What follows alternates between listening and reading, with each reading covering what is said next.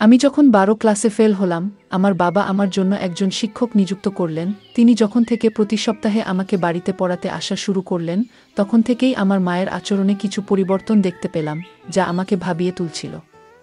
শিক্ষক প্রায় কোনো না কোনো অজুহাতে ঘরের বাইরে যেতেন। একদিন আমি আমার মাকে এবং শিক্ষকের দিকে নজর রাখছিলাম। আমার স্যার আমার মায়ের ঘরে ছিলেন, তারা অনেক হাসাহাসি করে কথা বলছিলেন। তারপর যা দেখলাম তাতে অবাক হয়ে গেলাম। একদিন যখন মা কাজের জন্য বাইরে গিয়েছিলেন, আমি বাড়িতে তখন একা ছিলাম। আমি টিউশনের জন্য প্রস্তুতি নিচ্ছিলাম। আমি একটি ছোট ফ্রক পরেছিলাম, সেই পোশাকে আমাকে অনেক সুন্দর লাগছিল।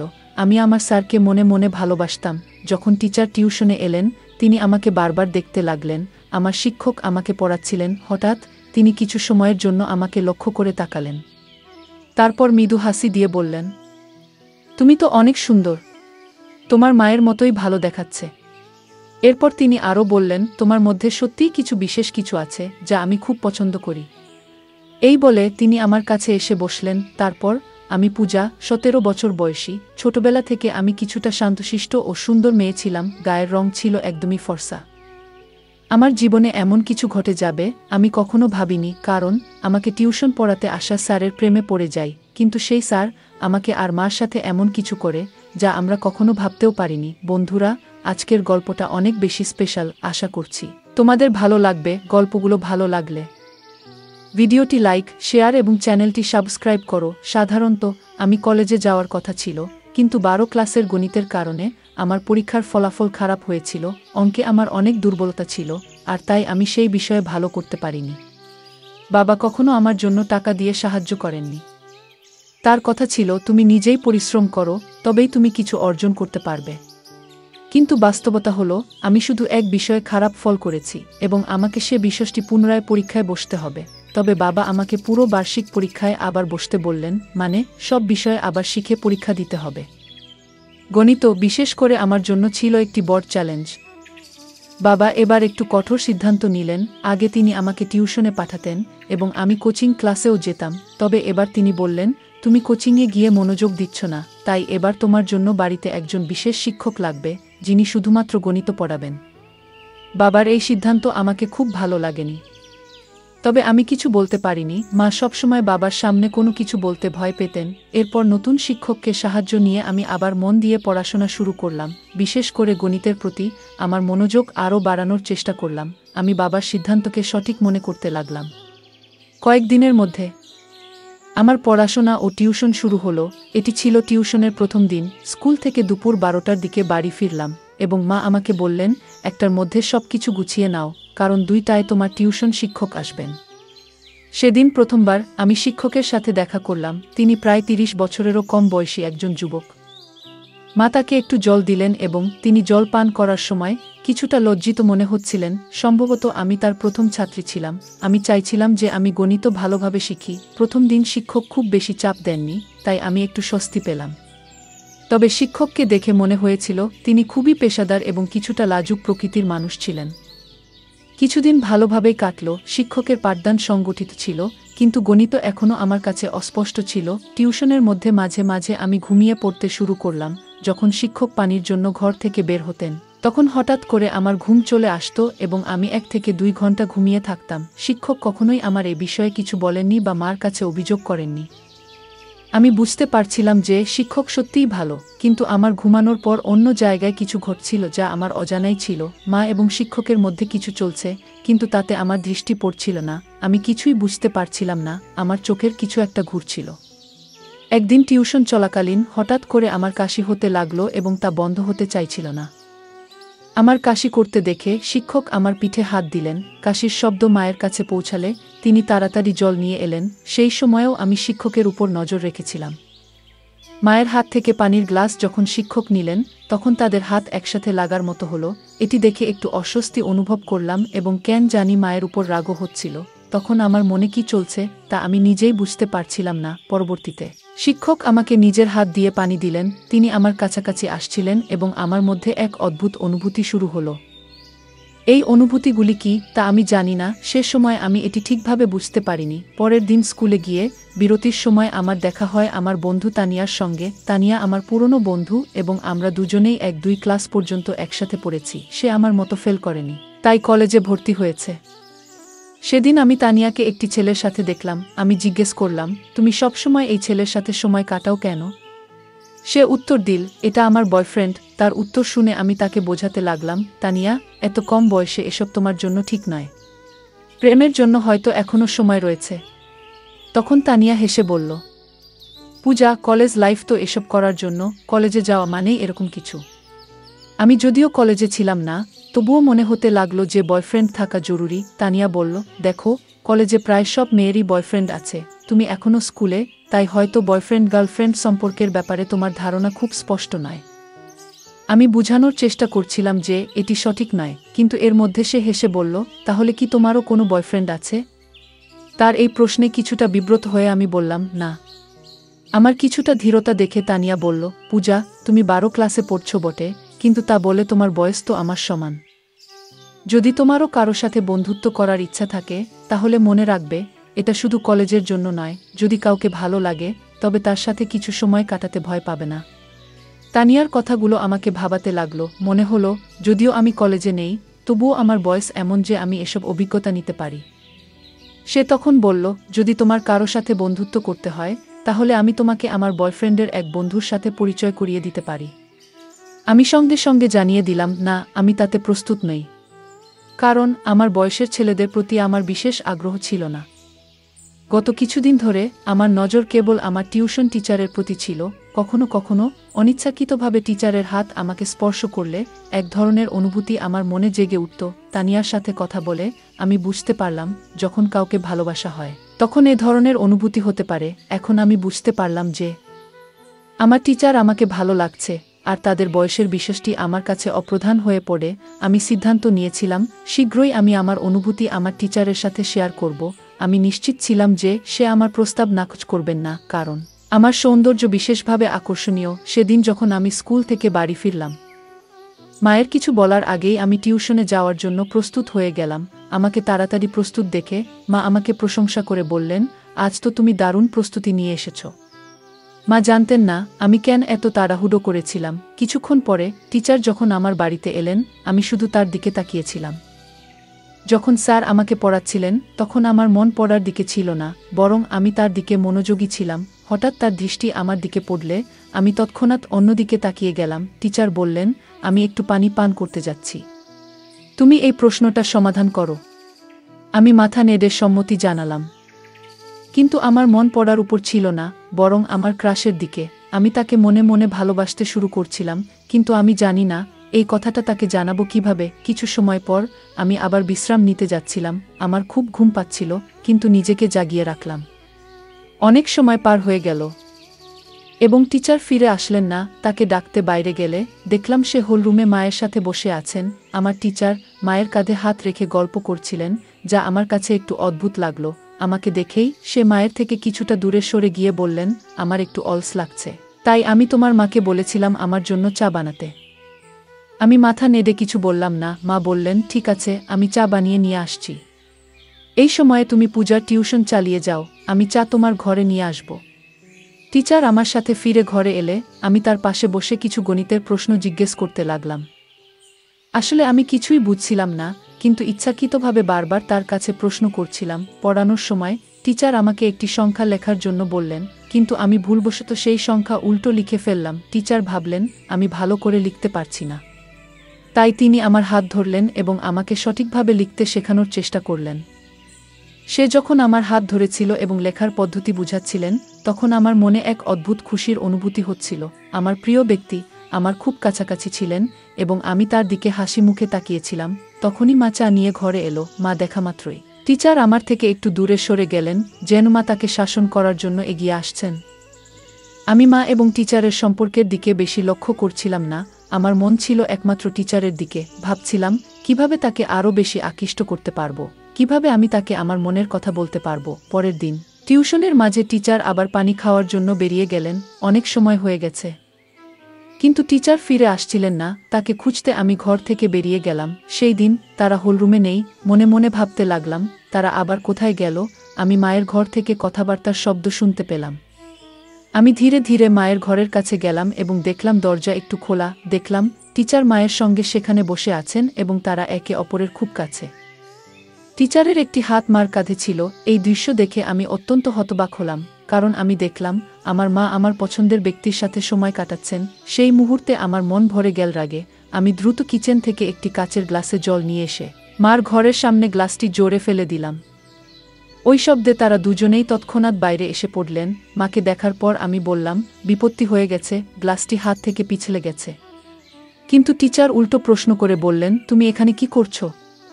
আমি সোজাসুজি তাদের দিকে তাকালাম। টিচার আমাকে বললেন, তোমার মায়ের মোবাইলের সমস্যা দেখা দিয়েছিল, তাই তোমার মা আমাকে এখানে ডেকেছিলেন। তার ভয়ে ভয়ে কথা বলার ধরন যা বুঝিয়ে দিল যে তাদের মধ্যে এক বিশেষ সম্পর্ক ছিল, যা আমার কাছ থেকে আমার মা আর আমার স্যার লুকাতে চাচ্ছে। কিন্তু আমি তো মার মেয়ে, এবং আমি জানতাম যে আমি আমার মায়ের থেকে বেশি তরুণ ছিলাম। টিচার অবশ্যই আমার প্রতি আকৃষ্ট হতে বাধ্য ছিল। এখন আমার পরিকল্পনা ছিল কিভাবে টিচারকে আকর্ষণ করব। সেই দিন কিছু করতে পারলাম না, কারণ টিউশনের সময় শেষ হয়ে গেল। কিন্তু আগামী দিনে আমি নিশ্চয়ই কিছু করার চেষ্টা করব। একদিন যখন আমি টিউশনের জন্য প্রস্তুতি নিচ্ছিলাম, আমি একটি ছোট ফ্রক পরেছিলাম। সেই পোশাকে আমাকে অনেক সুন্দর লাগছিল, আর আমি একটু হালকা করে সেজেছিলাম। যখন টিচার টিউশনে এলেন, তিনি আমাকে বারবার দেখতে লাগলেন। পড়াশোনা শুরু হলে কথার মধ্যে আমি তার হাত আমার পায়ের কাছে রাখলাম। এরপর বেশ কিছু সময় ধরে টিচার তার হাত আমার পায়ের কাছ থেকে সরালেন না। এতে বুঝতে পারছিলাম যে তিনি ক্রমশ আমার প্রতি আকৃষ্ট হচ্ছেন। সেদিন সময় কেটে গেল, কিন্তু প্রতিদিনের মতো টিচার পানি খেতে বা অন্য কোনো কারণে ঘর থেকে বেরিয়ে যাননি। বরং তিনি আমাকে হাত ধরে পড়াতে লাগলেন এবং মাঝে মধ্যে আমার দিকে তাকাচ্ছিলেন। এটি আমার কাছে খুব ভালো লাগছিল। হঠাৎ করে মা এসে যান। যখন তিনি দেখলেন টিচার আমার হাত ধরে পড়াচ্ছেন, তার চোখ বড় হয়ে গেল। মা চায়ের প্রসঙ্গে টিচারকে সেই ঘর থেকে বাইরে নিয়ে গেলেন। আমি স্বভাবতই টিচারের পেছনে চলে গেলাম। টিচার সরাসরি মায়ের ঘরে না গিয়ে বাইরে হলের একটি কোণে বসে থাকলেন। মা আমাকে কিচেনে নিয়ে গিয়ে গম্ভীরভাবে বলতে লাগলেন, তুই আর ছোট নেই। এইভাবে অচেনা মানুষের সামনে ছোট পোশাকে ঘুরে বেড়াতে তোর কিছু মনে হয় না? তিনি বললেন, এটি আমার প্রথম এবং শেষ সতর্কতা। মার গম্ভীর মুখের দিকে তাকিয়ে আমার মনে হলো তিনি সত্যিই চিন্তিত। আমি চেষ্টা করছিলাম যে তিনি সতী সাবিত্রী যেভাবে থাকেন, কিন্তু তার বিয়ে হয়ে গেলেও তিনি একজন যুবকের সাথে সময় কাটাচ্ছেন। আমি তখন এমন পোশাক পরেছিলাম যা মায়ের কাছে অশালীন লেগেছিল। যখন আমি কিছু বলতে যাচ্ছিলাম, ঠিক তখনই বাইরে থেকে বাবা ডাকলেন। সেদিন বাবা আগে বাড়ি এসেছিলেন। বাবার ডাক শোনার পর মা এক গ্লাস জল নিয়ে বাইরে চলে গেলেন।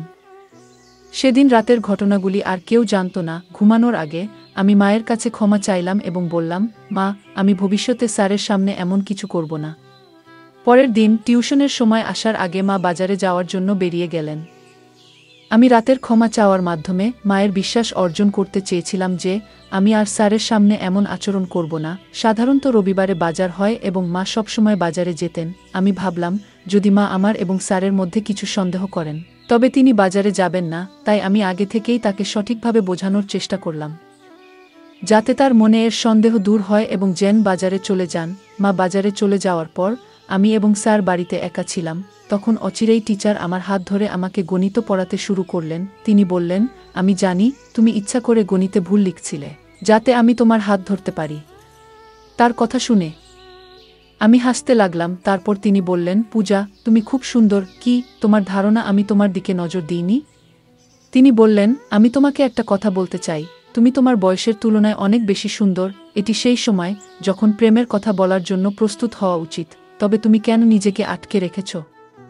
স্যারের কথাগুলো শুনে আমি হাসি চাপতে পারলাম না, কারণ যেটা আমি চাইছিলাম সেটাই তার মুখ থেকে বেরিয়ে এলো। স্যার বললেন, আমি তোমার প্রতি ভালোবাসা অনুভব করি। তিনি আমাকে আলতো করে হাত ধরলেন। আমি জিজ্ঞেস করলাম, স্যার, কি সত্যিই আপনি আমার প্রতি প্রেম অনুভব করেন? আমিও আপনাকে ভালোবাসি, কিন্তু একটা প্রশ্ন আছে, আপনি কেন প্রতিদিন কোনো না কোনো বাহানা তৈরি করে মায়ের ঘরে যান? আপনাদের মধ্যে কি কোনো সম্পর্ক আছে? আমার প্রশ্ন শুনে স্যার হাসলেন এবং বললেন, পূজা, তুমি কি মনে করো আমি তোমার মার প্রতি আকৃষ্ট? একদম নয়। আমি তো প্রথম থেকেই তোমার প্রতি নজর রেখেছিলাম। আমি দেখতে পেয়েছিলাম যে তুমি আমাকে ভালোবাসো কিনা। কিন্তু তোমার মায়ের কারণে আমি আমাদের সম্পর্কটি গোপন রাখতে চেয়েছিলাম যাতে তিনি সন্দেহ না করেন। আমি ভয় পেয়েছিলাম যে যদি আমি তোমার সামনে আমার অনুভূতি প্রকাশ করি তাহলে তুমি বিপর্যস্ত হয়ে যাবে। এ কারণে কিছু বলিনি। পরে ধীরে ধীরে তিনি আমার কাছে আসতে শুরু করেন এবং আমাদের মধ্যে প্রেমের সম্পর্ক গড়ে উঠতে থাকে। হঠাৎ করে আমার ঘরের দরজা জোরে খুলে যায় এবং সেখানে মা চলে আসেন। তাকে দেখে আমি একটু অবাক হলাম, কিন্তু একই সঙ্গে জানতাম যে আমি কোনো ভুল করছি না, আমি শুধু একজন বন্ধুর সাথে সময় কাটাচ্ছি। মা আমার কাছাকাছি এসে স্যারকে দূরে সরিয়ে দিলেন এবং বললেন, ভালো হয়েছে আমি যদি মোবাইলের দিকে নজর না দিতাম তাহলে হয়তো তোমার এবং এই মানুষের সত্য আমার সামনে এসে যেত না। ব্যাগে মোবাইল না থাকার কারণে আমাকে আবার বাড়িতে ফিরতে হলো। প্রিয়া, এত কম বয়সে তোমার, আমি জানি আমি গতকালই তোমাকে সতর্ক করেছিলাম, কিন্তু আজকে তুমি আবার সেই অবস্থায় পৌঁছে গেছো। স্যার মার সামনে আমাকে ভুল প্রমাণিত করার চেষ্টা করছেন। স্যার মাকে বললেন, বেশ কিছুদিন ধরে তোমার মেয়ে বেশ কিছু অদ্ভুত কাজ করছে। আজকে সে নিজেই আমার সঙ্গে এই বিষয়গুলো নিয়ে আলোচনা করতে এসেছে। মাকে বলতে দেখার পর আমি বাধা দিলাম এবং বললাম, মা, এই লোকটির কথায় বিশ্বাস করো না। আমি তোমার শপিং ব্যাগ থেকে তোমার মোবাইল বের করেছিলাম যাতে তুমি অর্ধেক পথে ফিরে এসে সত্যটা জানতে পারো। এটি আমি ইচ্ছাকৃতভাবে করেছি যাতে তুমি বুঝতে পারো এই ব্যক্তির আসল চেহারা কি। আমি বললাম, এই টিউশন শিক্ষক আমাদের বাড়ির 2 মহিলার সঙ্গে এক ধরনের অসৎ ব্যবহার করছে। তুমি তার প্রেমে পড়তে পারো, কিন্তু আমি না। আমি কয়েকবার তোমাদের দুজনকে একসঙ্গে দেখেছি, তাই আমি এইসব ঘটনাকে সাজিয়েছি যাতে তোমার কাছে এই লোকটির সত্যি মুখোশ খুলে দিতে পারি। যখন স্যার পড়াতে আসেন ঠিক তখন আমি মায়ের মোবাইলে ভিডিও রেকর্ডিং শুরু করে দিই এবং সেটি ঘরের এক কোণে রাখি। যে কোনো কিছু তিনি মায়ের সম্পর্কে বলতেন সবকিছু সেই মোবাইলে রেকর্ড হয়ে গিয়েছিল। যখন মা সেই ভিডিওটি দেখলেন তিনি বুঝতে পারলেন যে স্যার তাদের সঙ্গে প্রতারণা করছেন। মা সেই নালায়েককে পুলিশে দেওয়ার হুমকি দিলে তিনি সেখান থেকে পালিয়ে গেলেন। এরপর মা বললেন, পূজা, আমি অনেক ভুল করেছি, আমি জানি, কিন্তু আমি কি করব? তোমার বাবা আমাকে তেমন সময় দেন না। যেদিন তোমার টিউশন শিক্ষক বাড়িতে এসেছিল সেদিন থেকেই তার সাথে আমার কথা বলা শুরু হয়।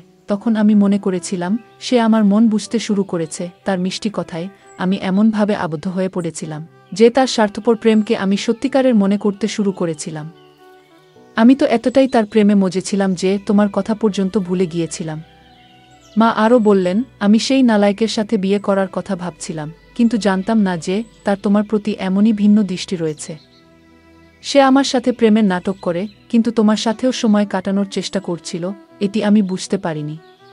তোমার বাবা সব কিছু করেন, যখন আমি যা কিছু চাই তা দেন, কিন্তু শুধু অর্থ দিয়ে একটি সম্পর্ক চলে না। ভালোবাসা ও মত বিনিময় প্রয়োজন, কিন্তু আমাদের মধ্যে তো এসব কিছুই ছিল না। এই কারণে যখন আমাকে অন্য একজনের কাছ থেকে একটু ভালোবাসা পেলাম আমি তাতেই তা ভাসিয়ে দিলাম। আমি সত্যি খুব বড় একটি ভুল করেছি মা। যে ভুল বুঝতে পেরেছিলেন আমিও স্যারের প্রেমে পাগল হয়ে পড়ছিলাম, কারণ আমার বন্ধুরা তানিয়া আমাকে নেতিবাচক বিষয়গুলো সম্পর্কে ভালোভাবে শিক্ষা দিয়েছিল। তানিয়া আমাকে প্রেমের প্রকৃতি সম্পর্কে জানিয়েছিল। কিছুদিন পর সে আমাকে তার ব্রেকআপের গল্প শুনিয়েছিল, যেখানে তার আগের প্রেমিক মিষ্টি কথাবার্তার মাধ্যমে তার কাছে নেতিবাচক আচরণ করেছে এবং পরে সমস্ত সম্পর্ক ছিন্ন করে ফেলে। যে মেয়ে আমাকে প্রেমের অর্থ বোঝালো সেই মেয়ে আমাকে প্রেম এবং প্রতারণার মধ্যে পার্থক্য বোঝাতে সাহায্য করেছিল। তানিয়া যা জানিয়েছিল তা শুনে আমি সতর্ক হয়ে উঠলাম এবং এই কারণে আমি মা এবং নিজেকে ওই নালাজ টিউটরের নজর থেকে রক্ষা করতে পারলাম। ওই ঘটনায় মা আমার সঙ্গে প্রতিজ্ঞা করেছিলেন যে তিনি আর কাউকেই তার অনুভূতি শেয়ার করবেন না। আমিও ঠিক করেছি যে আমি কাউকে অপ্রয়োজনীয় বিষয়গুলোতে জড়িয়ে পড়ব না। আমি মনোযোগ দিয়ে পড়াশোনা করব এবং বাবার স্বপ্ন পূরণ করব। প্রিয় বন্ধুরা, এটা মনে রাখা জরুরি যে জীবনের একজন সঙ্গীর ভালোবাসা কেবল অর্থের উপর নির্ভর করে না। সময়মতো সঙ্গীকে সময় দেওয়া এবং তাদের অনুভূতিগুলো বোঝা জীবনের একটি মৌলিক প্রয়োজন। প্রত্যেক সঙ্গীকে এটি বুঝতে হবে, নইলে যদি হঠাৎ কোনো তৃতীয় ব্যক্তি সামনে আপনার অনুভূতি প্রকাশ করেন তাহলে ওই ব্যক্তি এটি সুবর্ণ সুযোগ হিসেবে নিতে পারে। ভালোবাসা পাওয়ার জন্য কিছু কথা বলাটা গুরুত্বপূর্ণ, কিন্তু এটি কোনো যুদ্ধ নয়, বরং সঙ্গীর প্রতি সত্যিকারের ভালোবাসা। যে কোনো পরিস্থিতিতেই ভালোবাসা তাদের কাছেই প্রকাশ করতে হয়। জীবনে অনেক সময় আমরা সহজে মানুষের কথায় বিশ্বাস করে ফেলি, কিন্তু গুরুত্বপূর্ণ যে আমরা সবসময় সতর্ক থাকতে পারি। যে ব্যক্তি আমাদের খুব কাছে আসতে চায় তার উদ্দেশ্য কী তা বোঝা অত্যন্ত জরুরি। ভালোবাসা শুধু মিষ্টি কথায় বা বাহ্যিক আচরণে নয়, বরং এটি ভিত্তি করে একে অপরের প্রতি বিশ্বাস, শ্রদ্ধা এবং আন্তরিকতার উপর। ভালোবাসা কখনো প্রতারণার মতো হতে পারে না, আর সম্পর্কের মধ্যে সৎ ও খোলামেলা থাকা উচিত। যে কোনো পরিস্থিতিতেই নিজের সম্মান এবং আত্মমর্যাদা রক্ষা করা অত্যন্ত গুরুত্বপূর্ণ। কখনো এমন কোনো পরিস্থিতি তৈরি হলে যেখানে আমাদের সম্মান বা নিরাপত্তা হুমকির মুখে পড়বে, তখন তা থেকে বের হয়ে আসতে হবে। এখানে স্যারের আচরণ ছিল প্রতারণামূলক, তবে মা প্রথমে তা বুঝতে পারেননি। গল্পটি আমাদের শেখায় প্রেম এবং সম্পর্কের মধ্যে স্পষ্ট পার্থক্য থাকা উচিত।